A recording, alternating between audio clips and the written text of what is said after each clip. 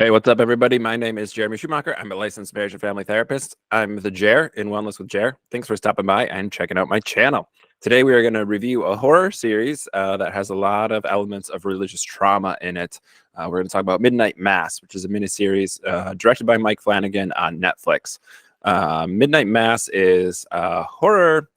There are going to be spoilers here. So if you haven't seen it and you want to see it before I talk about it, go watch it. I think it's good. So spoilers from here on out.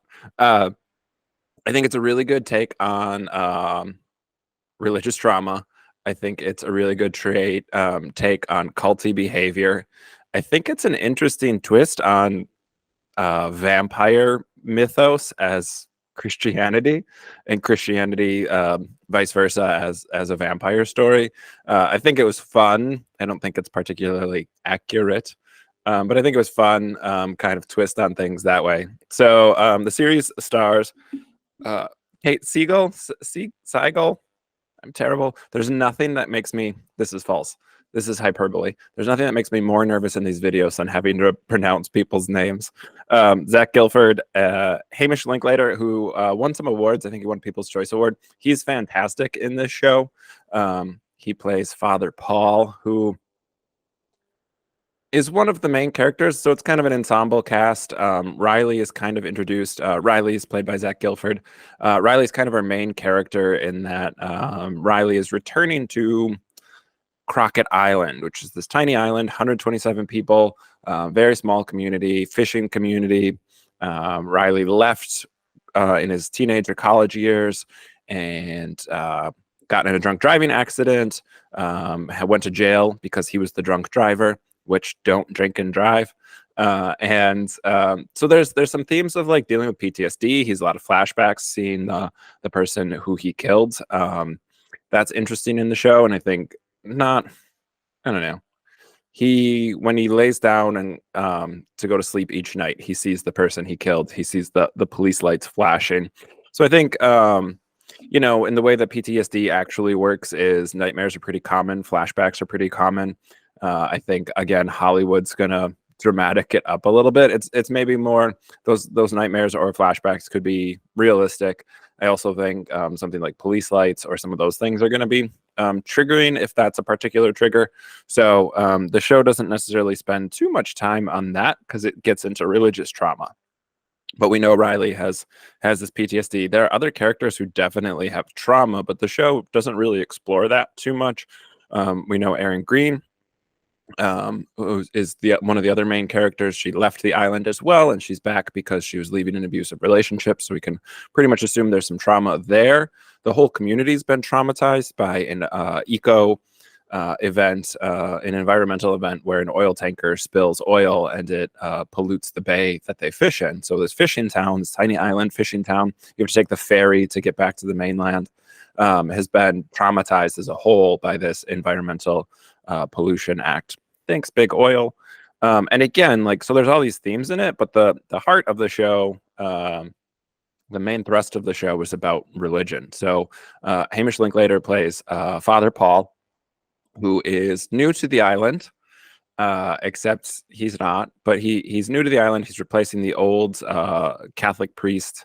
It's I don't know. I'm gonna say Catholic because they refer to him as Monsignor and refer to him as Father. So I think it's Catholic, but it's not really ever definitively established as this is therefore a Catholic thing. Like communion is a sacrament, but it's kind of a mishmash perhaps of some different religious groups, white Christian groups.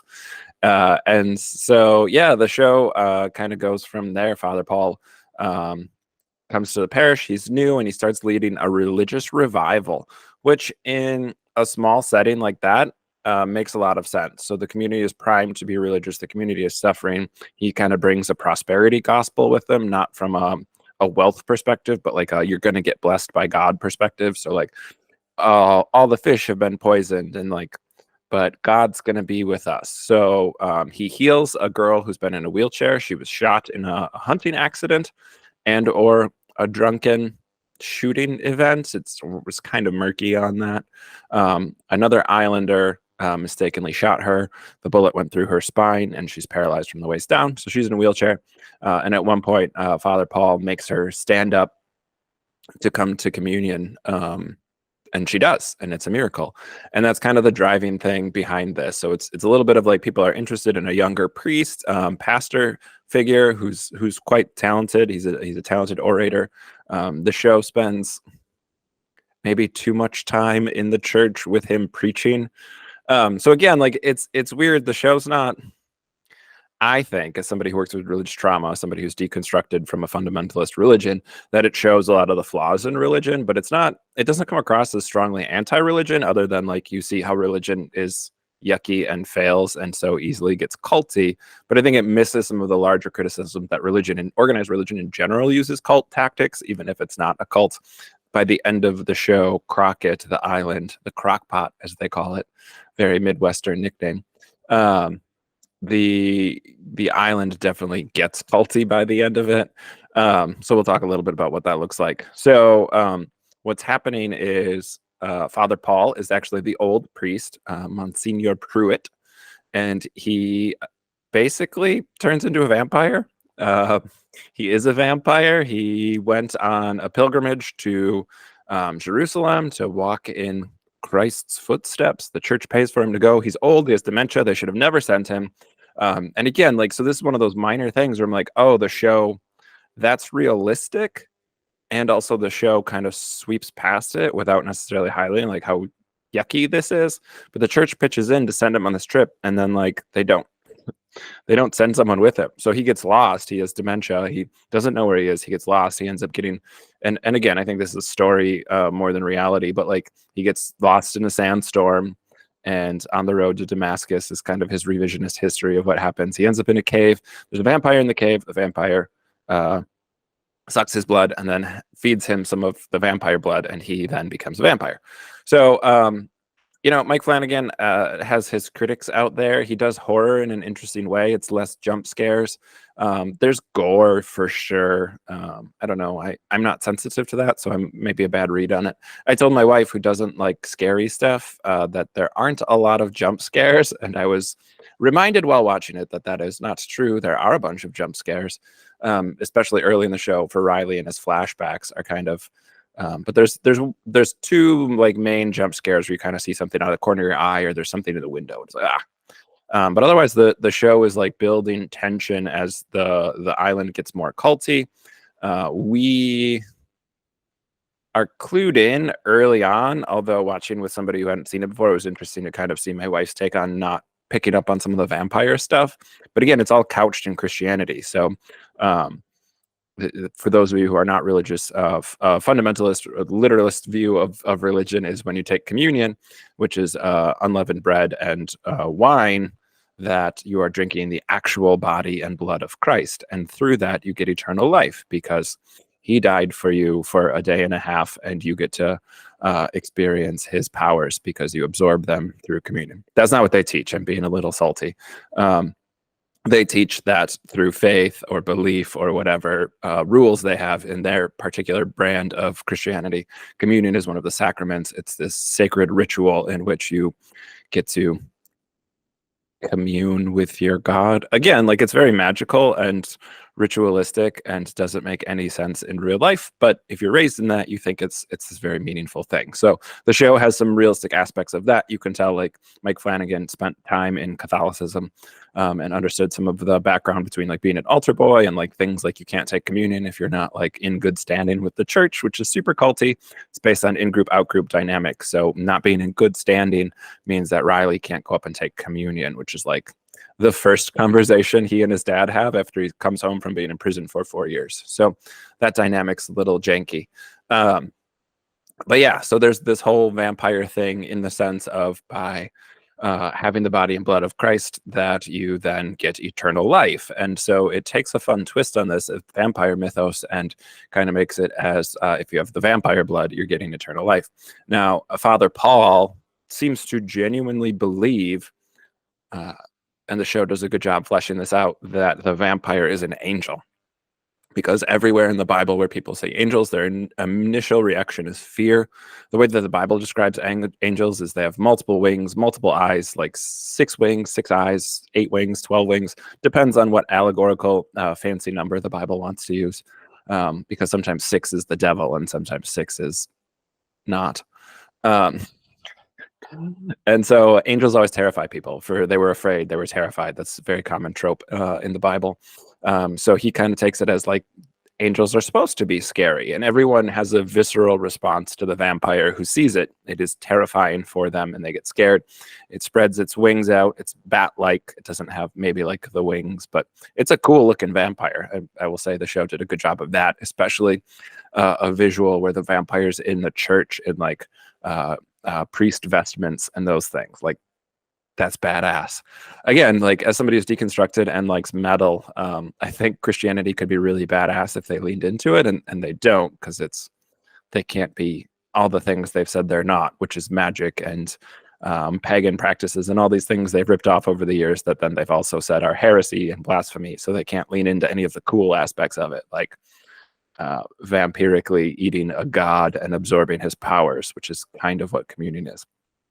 So the vampire story is meshed with Christianity, and the vampire is scary, and the vampire takes people and eats them. Some people come back to life if they have the vampire's blood. Some people don't, so that gets a little messy.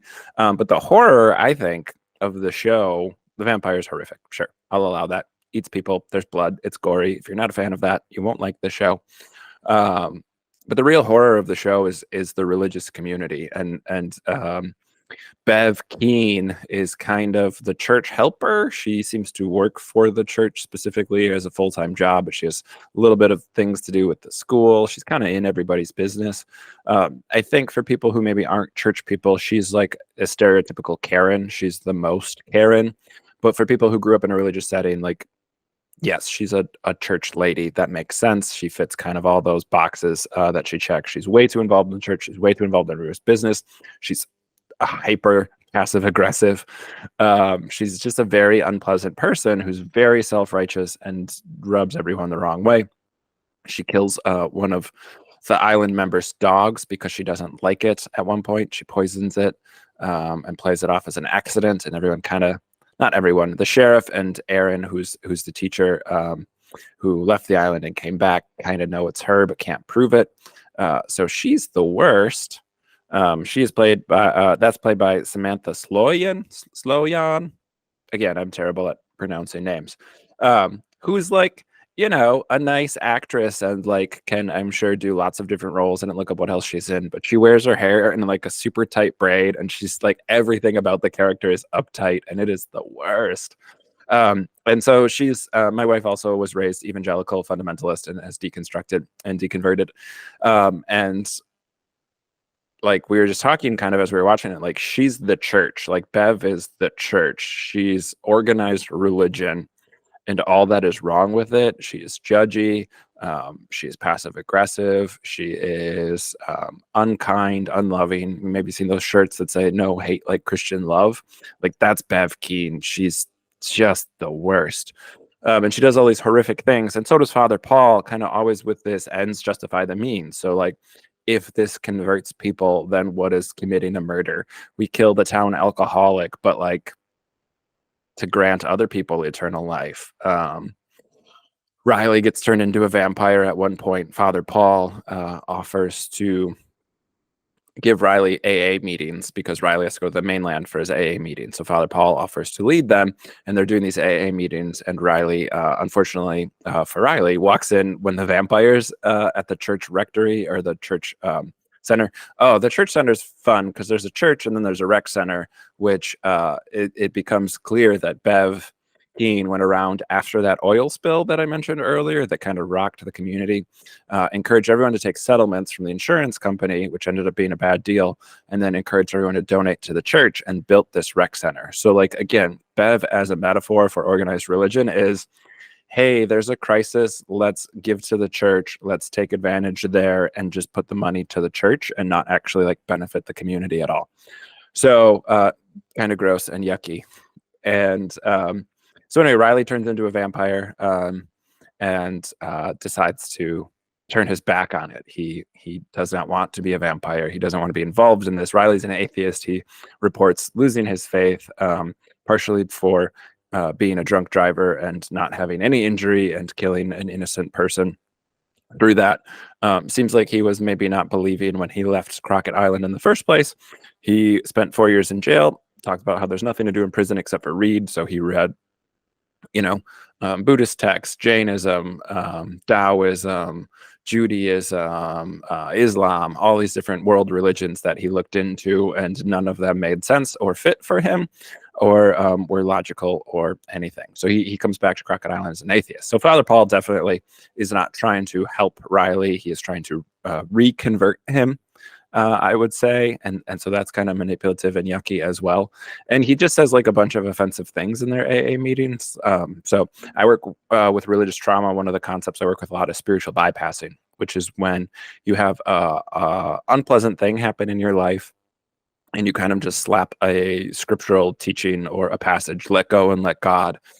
God works in mysterious ways. That's one that comes up in the series often, where they're kind of having fun with like, yeah, we know this isn't great, but also it's the best we've got.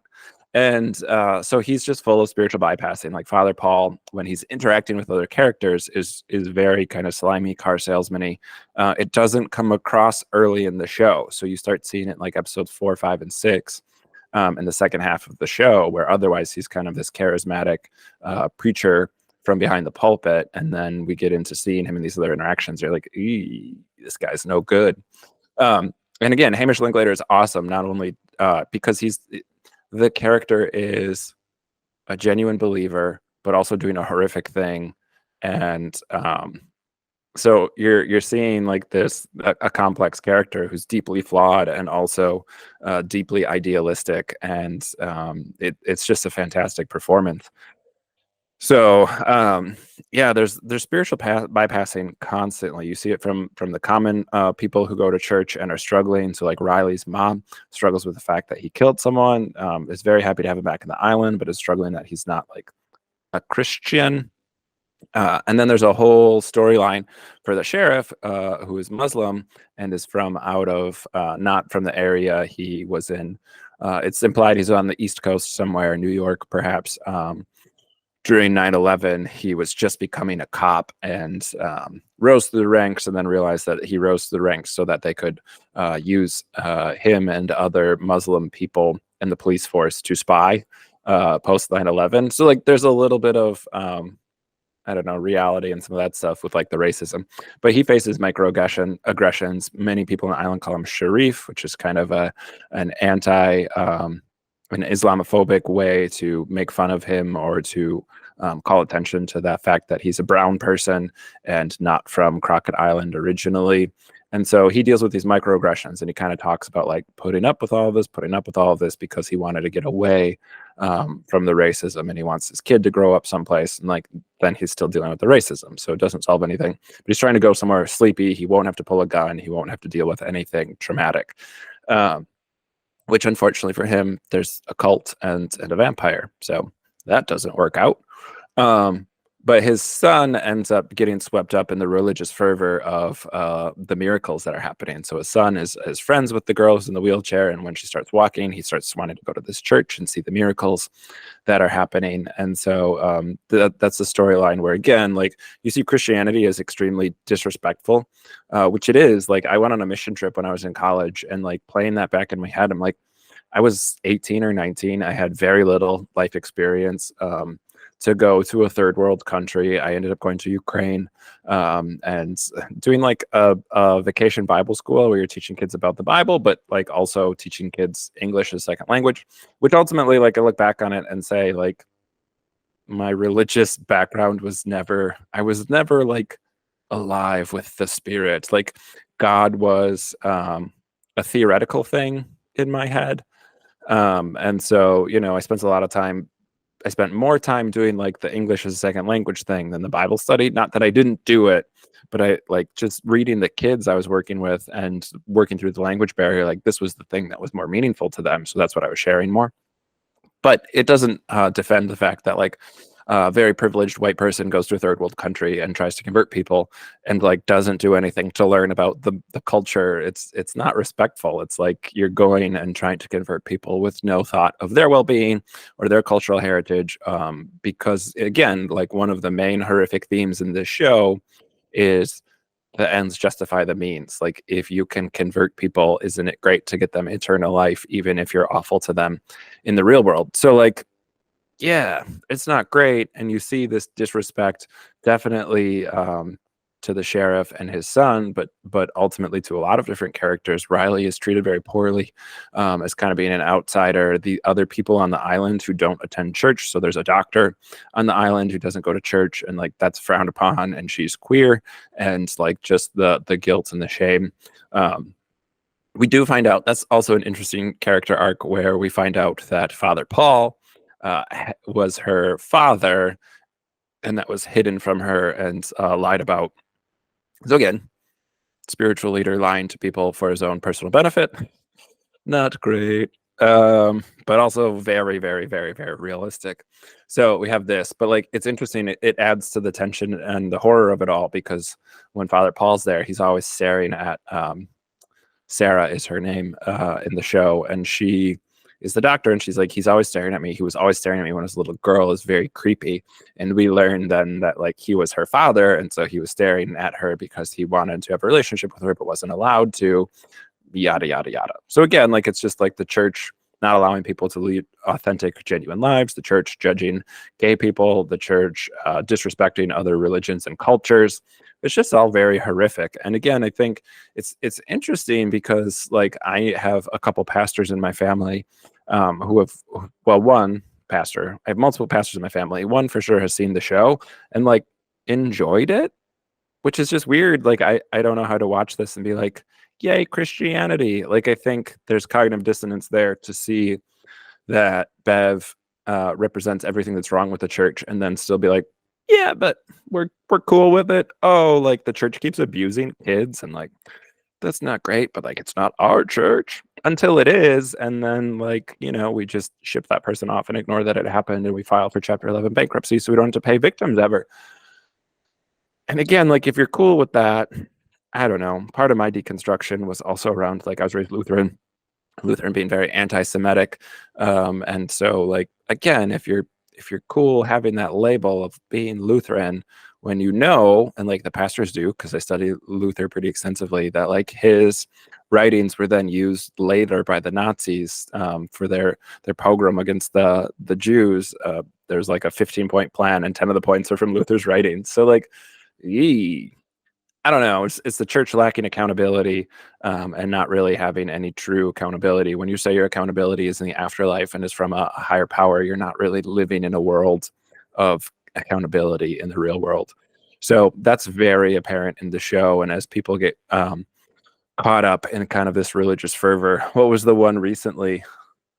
Asbury at some Missouri, Mississippi Midwesterny, but like Southern Midwesterny college, like forcibly tried to have like a revival. Like it was very social media driven and kind of cringy to the outside world that they were like, oh, a revival, except like it wasn't.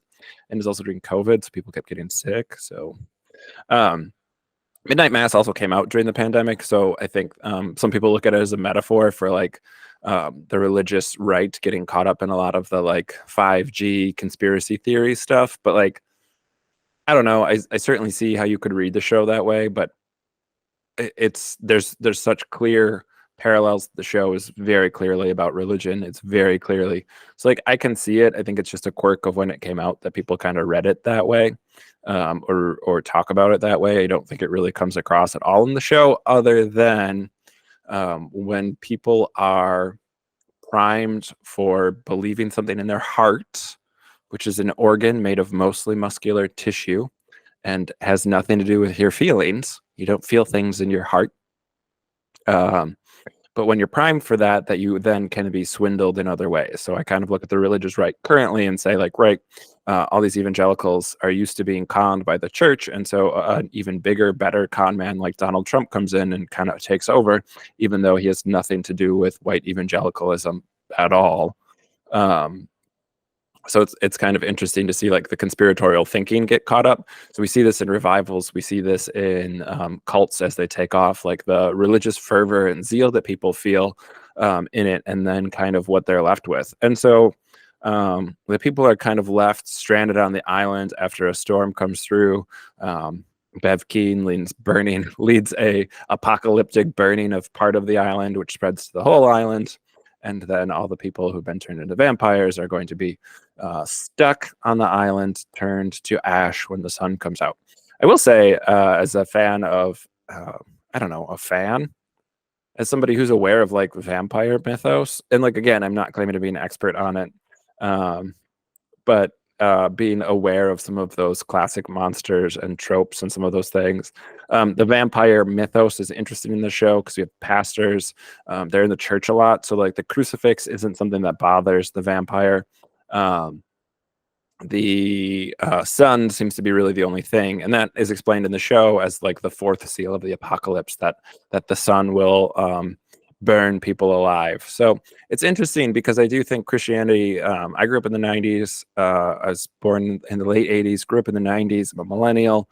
The Christianity that I grew up with is different than Christianity now, and that's not defending it because obviously it's been problematic forever, for sure since the 80s, for sure since the 50s, definitely since the 80s. It is when it ramped up and became exponential growth towards being horrible because of Reagan. Um, so but like, I grew up in a family with like conservation, like not social conservatism, but like actual environmental conservation. I grew up in a hunting fishing family. You cared about nature, you cared about the world. And I see now like it's very much more on the death cult side of things, of like global warming is fine because God promises a fiery apocalypse. So if the world burns, like that fits the biblical teaching of the end times. And like that's gross, like you're gonna let all these other people suffer and die because of your belief system, because you can't be bothered to like love one another, which is also a biblical teaching that is conveniently ignored when you have other things. And so like when you look at historical revivals, the Great Awakening, some of the Puritans that came over and settled America, like those religious revivals are vastly problematic around patriarchy, around in-group, out-group cult dynamics. That's how cults operate, is create an in-group, and then through behavior, information, thought, and emotion control, you manipulate the people in the in-group to stay in-group, and you shun the people in the out-group, and that's how you kind of grow your power within the cult. And so we see a lot of that. The behavior control is through things like attending church, showing up for church, drinking, the communion, and the emotion control is the sermons. Like one of the sermons, you see Riley's dad, who's a fisherman, like you see him like sitting up straighter and straighter and kind of puffing up as the sermon is about like fishermen, and like God's chosen disciples were fishermen, and isn't that great, and they'll be rewarded. And like you see him like puffing up and his ego's being built up by the sermon, and it's like it's cringy, I guess is the best way I can describe it. And so we see kind of the emotion control in there. The thought control is all these ways in which they are using spiritual bypassing and other tactics to say like this horrific thing, this vampire's eating someone. We just killed the town drunk in the pastor's house. And like, we're going to just drink his blood and we're going to bury him at sea so no one finds out about it, because we can't stop the good news of the vampire contagion getting out. And so like there's all this thought control stuff that's then happening, the brainwashing, the indoctrination that happens not only in the church but then with the spiritual bypassing. We see it in an instance with the public school. Bev hands out Bibles at the public school, and the sheriff brings up like, hey, that's problematic, and everyone kind of pushes back on it and ends up like clapping at the end of the public school meeting. So we see kind of all these things that Stephen Hassan talks about in his BITE model: behavior, information, thought, and emotion control. And so the show does a nice job of kind of building what that actually looks like. These spiritual revivals are almost always problematic, promoting straight white men and authoritarian control. So like the church gets to decide. That's how we had things like various inquisitions. That's how something like Protestants, like Luther, Martin Luther's works got taken over by Nazis. And it's just all about control and hierarchy and power. And so you can say your power is God, but like that filters down to earthly leaders, and those earthly leaders abuse it. And then you want to say like, oh, just a few bad apples, without finishing that cliche that a few bad apples spoil the whole bunch. So the whole bunch is spoiled. Like that's the thing with organized religion. It's disrespectful. It's deeply patriarchal. It's deeply sexist, misogynistic, racist, homophobic, transphobic. You know, all the weird culture wars that the religious right is pushing right now are just bigotry wrapped up in some other weird language about wokeism. So yeah, it's I don't know. It's if you have religious trauma, it's a tough watch, I think, because even I had seen it before and rewatching it, there's certain things that are triggering. I find like some of the music is haunting. They use a lot of Christian hymns in it, and it's creepily kind of played, and some of the pipe organ music and stuff. It's haunting. It's an interesting horror vibe for sure. And looking at it from a perspective of leaving the church, and then looking at it from an outsider perspective, like it's gross. It's just kind of the word that comes to mind a lot is the mind control and the authoritarianness and all of the isms and bigotry that come through. Is just it's very apparent when you're looking at it, and from the outside perspective, you're seeing like how unhealthy it all is.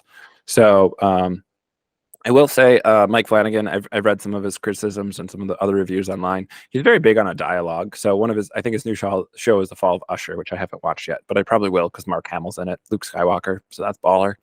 I got some Star Wars posters behind me. Luke Skywalker is a terrible hero. Darth Vader is the hero of Star Wars. Let's not lose track of that. Um, that's very tongue in cheek. Don't take that at face value or clip it and post it somewhere.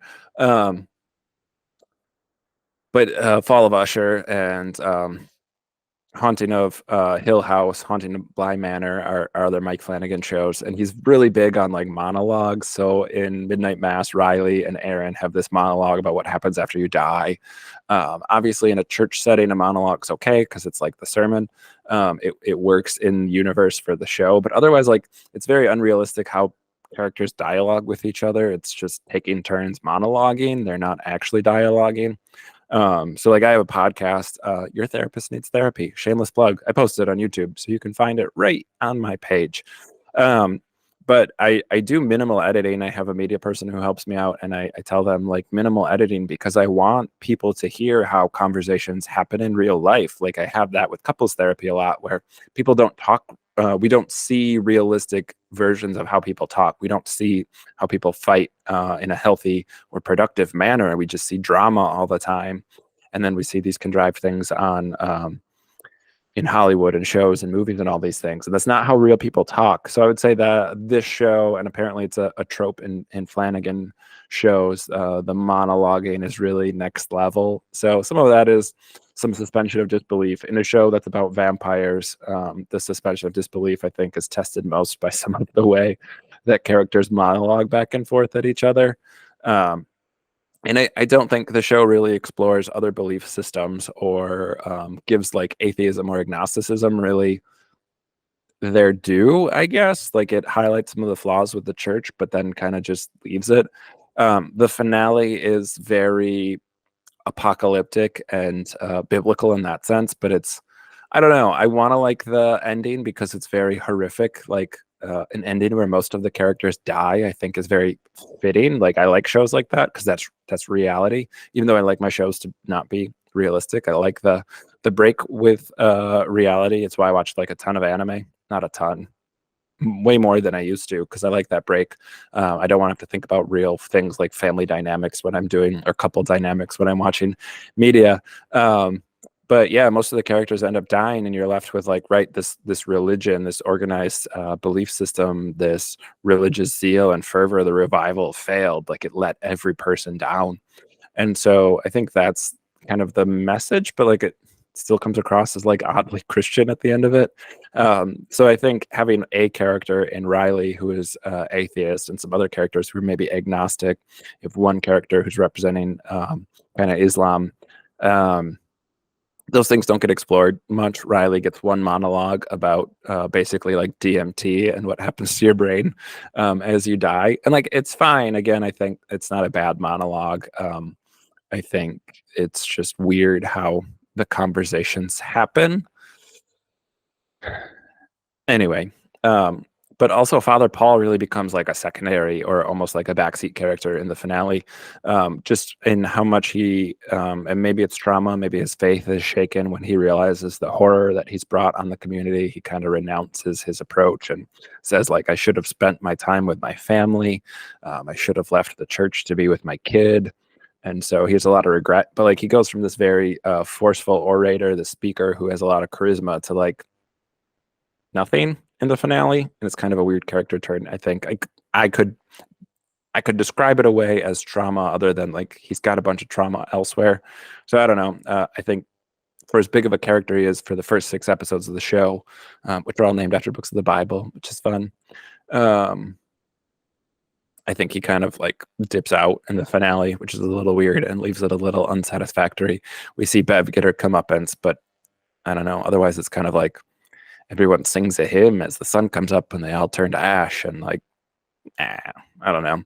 There's some things there's some things earlier in the show that feel like kind of more fitting finales. Not more fitting, but like Riley writes a message to the priest and says, like, from dust you came, into dust you will return, in kind of like a threatening manner, and like a, I don't know, a bit of a gotcha moment. So there's some things in there where I think like could have stuck the landing if you're going for like organized religion harms people, and religious zealotry is bad. It leads to bigotry. It leads to cult-like behavior. These are problematic things. I think that message could have landed a little bit better. But again, everyone ends up dying and their religion has totally failed them. So I guess that message, from the perspective of me, an atheist, someone who's deconstructed from fundamentalism, I'm on board for that. Find an ethos, find a belief system that doesn't give you a reward in eternity, but a way to make the here and now better. And getting a little preachy talking about religion. My preachiness is coming out. Anyway, yeah, Midnight Mass. I can see where it's very traumatizing if you were raised in a high control religion, fundamentalism, or if you're raised in a cult. It certainly, things can be triggering. I found the music to be a bit much.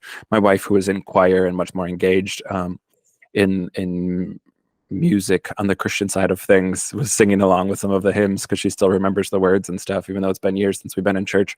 So that was kind of a humorous way to deflect some of that triggering trauma. But yeah, I think it's a show that's well done overall. Like I enjoyed my rewatch. I remember really enjoying it. I remember Hamish Linklater's performance really blowing my mind the first time I saw it. So I still feel like his performance is phenomenal.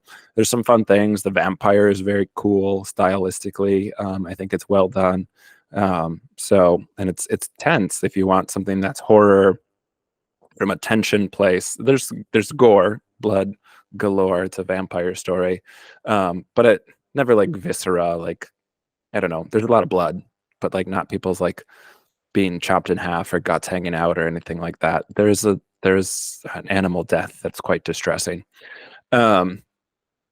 So it's there are trigger warnings for this show, but I think, yeah, like, as somebody who's left fundamentalism and left the church and organized religion as a whole, like, I think it's definitely an interesting take to rewatch some of that and process some of it through that. I think that can be helpful. And I think from a like, this is tense and uncomfortable, and I want to watch a show that's about vampires with an interesting story and twist, like, I think the show checks all those boxes. So if any of that sounds interesting, check it out. It's on Netflix. Midnight Mass, from director Mike Flanagan and Hamish Linklater. His performance is phenomenal. So if you don't watch the show, just maybe Google some of his performance. It's probably on YouTube or whatever. He's very his character arc is very interesting. He's very good in that role. So Midnight Mass, check it out. If there are other things you would like to hear, the mental health perspectives, religious trauma, couples therapy, neurodivergence, whatever, those are kind of my specialties. Sports performance. Although I hate sports movies, so maybe not sports performance. But if you want stuff, if you'd like to hear my take on things, please drop down in the comments, like, subscribe, do all those YouTube-y social media things, and let me know what you think, what you thought of the show, or if there's anything else you'd like me to review. All right. Peace out, everybody.